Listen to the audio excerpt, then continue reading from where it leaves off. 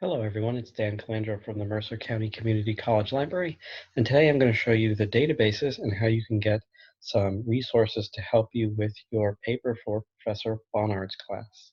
If you go ahead and take a look at your paper prompt, you will see that it is paper number 2, and it regards feminism and gender issues. You can read The Yellow Wallpaper, you can read Daddy by Sylvia Plath, Goodbye to All That by Robin Morgan, and what your professor wants you to do is to conduct research on women's movements, and using what you've learned in these readings, you're going to go into the databases and try to find articles that are going to help you support or refute the theory that today's women are still dealing with the same issues as in Gilman, Plath, Morgan, etc. Now, the one suggestion that we can make for this is that your article does not have to necessarily touch on every single one of these authors. You could just deal with an issue found in Gilman or Plath or Morgan. Again, it is up to you guys, okay? The one thing that I like to note is this. If you guys use the Morgan piece is very good and interesting. If you go out, I'm found it on the internet here through this fair use blog website, so that's the copy I'm going to refer to. If you take a look at it, the Morgan piece is very sort of timely and topical in that here what's nice about this, it tells you that Rat was one of the leading countercultural magazines in 1970, a group of women fed up, and you can read all of this and see. So the Morgan piece is really, really sort of its time period, and that as you go through it, it's going to refer to certain things, events, people, places, things like that, that happened in that time period. So when you look at it, you may have to say, okay, who are the weathermen, for example, and go and look them up. You know, who's Jerry Rubin? Who are these people? So you may need a couple seconds of Googling to find out who they are. You can see they're hyperlinked too.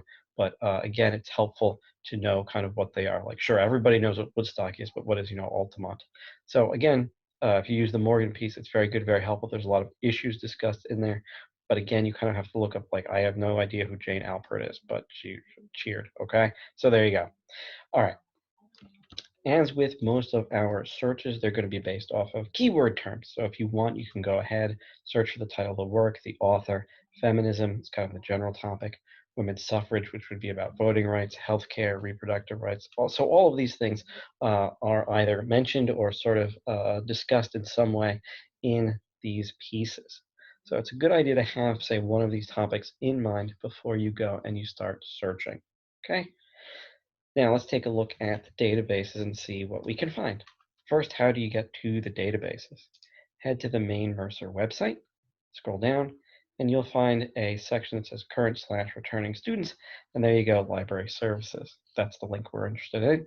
Click on it, take you to the home page. Here you guys can go ahead and see that we have databases for you. We have ebooks, which I'll talk about, but in this video, I'll show you mostly MERSearch. What's nice about MERSearch is that it's going to search a lot of what's under this database's link in just one database. Now, if you just went ahead and typed, say, feminism, right, you're going to get way too many search results, probably millions of search results. Really, not millions? Wow, I spelled this wrong? Oh, if you take a look at it, 500,000 search results. That's a lot. So what you want to do is, as your professor said, take a look at one of these issues, right? Okay, what are they dealing with? So you could go in and you can type in feminism, and let's just say here, one that's not actually on the list, but is kind of important. Let's type in and pay gap, because studies have shown that women make less money than men, so I'm interested in researching that. So I'm going to type in feminism and pay gap. If I want, I can even put pay gap in these double quotes to find that exact phrase. You notice too, since I used and, it brings me down to 21,000 search results from my 500,000. That's because and is a Boolean operator. It's going to tell the database, we want articles that contain these two pieces of information, feminism and pay gap. So if I go back to the search, now I'm putting pay gap in quotes. What that'll do is I want an article about feminism, and it must contain the phrase pay gap. So each of these articles, somewhere in them should contain the phrase pay gap, okay? Now, the other thing you'll have noticed, the previous slide, is the scholarly resources. Okay? What a scholarly resource means is that it is information written by an expert, a scholar in their field, say a gender studies professor or an economist, someone like that. And then it goes through a peer-reviewed process where other experts in that field review the article before it gets published. So if you go ahead and you take a look here at our database page, how do we know we have a peer-reviewed article? Really simple. Just go over here to the left, see where it says scholarly peer-reviewed, click it, and it's going to give you back only these scholarly peer-reviewed sources. You notice, again, it went down even further to 583. Okay, so what you can do is you can click on any of these things on the left to help you narrow down your search results. If there's a time period you're interested in when the article was published, or if you get really stuck for keyword terms, see where it says subject terms? If I click on more, it's going to show me all of the keyword terms that are sort of in these articles that the database has tagged them with. And if I want, I can go ahead, I can click on, say, careers or capitalism, or if I find something that I'm not really interested in, here, education, okay, I can get rid of that. It's up to you guys. And you can click as many or as few as you want. I'm not going to click any for right now. All right, so we've got our 500 articles here. Again, it's a lot, but for the purposes of this exercise, I just want to show you guys what you can do. All right, let's take this first one because it looks pretty good. Let's double check and make sure it actually is good. So we'll click on this first article here, and it's going to go ahead and open up that article for me. Okay, now sometimes it may ask you to log in. If you haven't logged in before, it will do it. I've logged in before, and so I don't need to log in. All right, so here's the article. You'll see we've got the title, the author, the journal it came from. Below that, you actually see the article itself. What you guys want to do is take a second, take a look at the abstract. This abstract is going to tell you very quickly what this article is about. So you'll know whether or not it's going to discuss what you're interested in, right? If you're going to say, okay, yes, these issues are still going on, if you want to support the idea that this issue is still important today, okay, you want to make sure it does that, or if it refutes it, okay. Basically, you want to make sure the arguer is going to argue what you are arguing. So we can take a look at this, and whatever it says is I'm fine with. It's perfect, great, I want to use it. Okay, you can of course read it like this, and you can see I'm scrolling through it. The other option is you can go ahead and open up the PDF. And what's nice about opening up the PDF is that when you do it, you guys will see that you have the page numbers. So I'll zoom in so you can see. Come on now. So if you have a particular piece of statistical evidence or some quote that you want, you're going to need that page number for your in-text citation. Okay. Once you've found that article, again, if you want to download the PDF to hang on to it, that's fine. You also have the option to email the article to yourself. There's your little email button. Send it to Mercer, Yahoo, Gmail. Doesn't matter. Again, though, please make sure you hang on to this article in some way.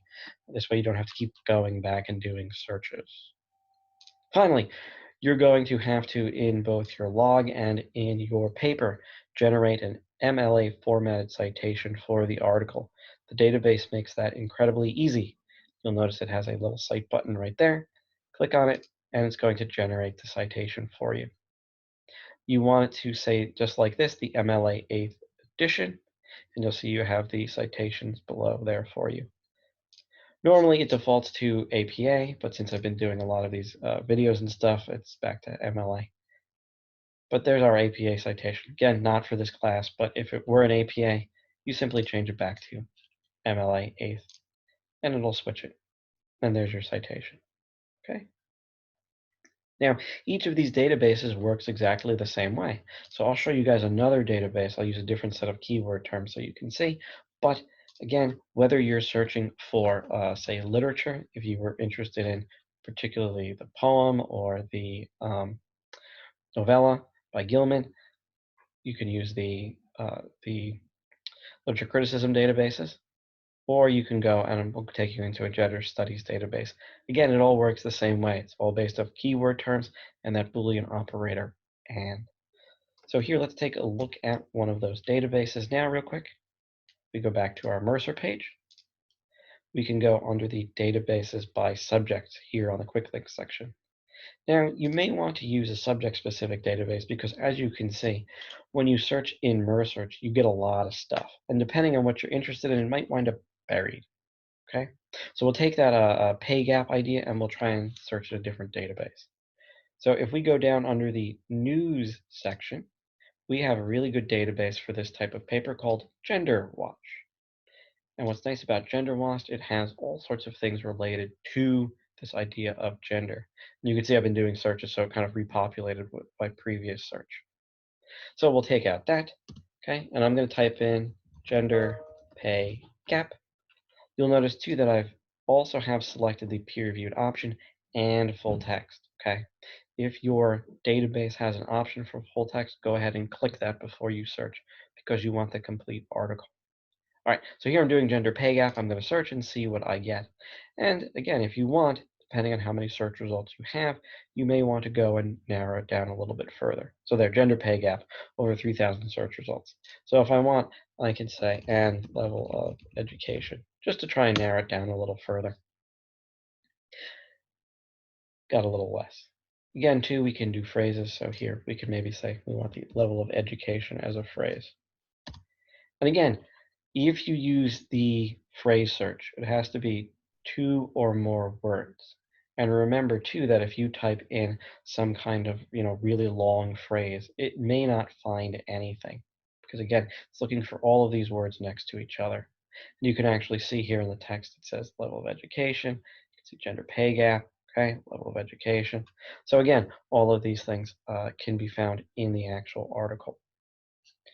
Again, too, we can kind of scroll through, see if there's anything interesting here. Okay, another similar one to the article that we just found. You can scroll through it and see.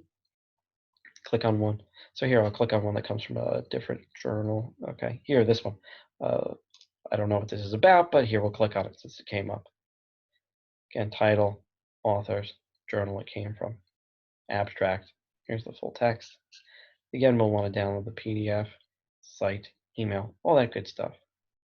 One of the things that may be helpful is if you guys search through these articles, you'll see that you have on the right-hand side where it says related items. So these are articles that are similar to the one that you are looking at. You'll also notice too that the articles themselves might contain keyword terms. So here, let me open up the PDF. It'll be easier to see. You'll see here, there's the abstract, there's the article. Look, it gives you some keyword terms. So if you want, you can try these and see if they work for you. Also, within the article, when you go into the PDF like this one here or the other article that we found, you'll notice that you will see dates in the text like this with people's last names. These are the references, the in-text citations that the authors used for their paper. So if you want, you can go all the way to the end, and just like you guys are going to do, they have their references. So if you find something interesting, hey, I like, what Eagly says, you can see here in the Harvard Business Review, you could go and try and find this article in the database. And I'll try and touch on that in another video. So chances are, if they use something that's good, it might help you. So that's one of the nice things about these articles, is that if you're able to find one good one, you can hopefully find a whole bunch more, whether through the database's related items or actually within the article itself, pointing you to different sources. Again, databases can help you out. If you want, Gender Watch is good. You can scroll down. You can go to the social sciences section. The ProQuest Social Sciences Journal would be good. Or if you're interested in some literature criticism, you can certainly scroll up, go to the humanities section, and you will see a pair of databases called Literary Reference Center and Literature Resource Center. These are good if you really want to dig into the fiction stuff like Yellow Wallpaper. So if you wanted to, you could do a search for, say, feminism and yellow wallpaper and see what comes up. Again, this is another database that can help you out. You may wind up using one database or a whole bunch of different databases. It really depends. All right, so this isn't loading for me. I guess everybody's on the internet using lots and lots of bandwidth. How exciting. Okay, so we'll minimize this for now. As I said, you guys can access the databases from home. This is the login screen that you'll see. You didn't see it on mine because I'd already logged in. But this is the screen you'll see. You log in with your MyMercer username and password. If you guys get stuck, lost, or confused, please email us. That's the best way to get in touch with us right now. You can email me. There's my email right there. You can also, if you get really stuck, we can try and do a Google Hangout or instant message on Google, whatever works for you guys. We'll try our best to help you out. I know it's tough now. Thanks for sticking in there. And if you need anything, please let us know. All right. Thanks, guys. Bye.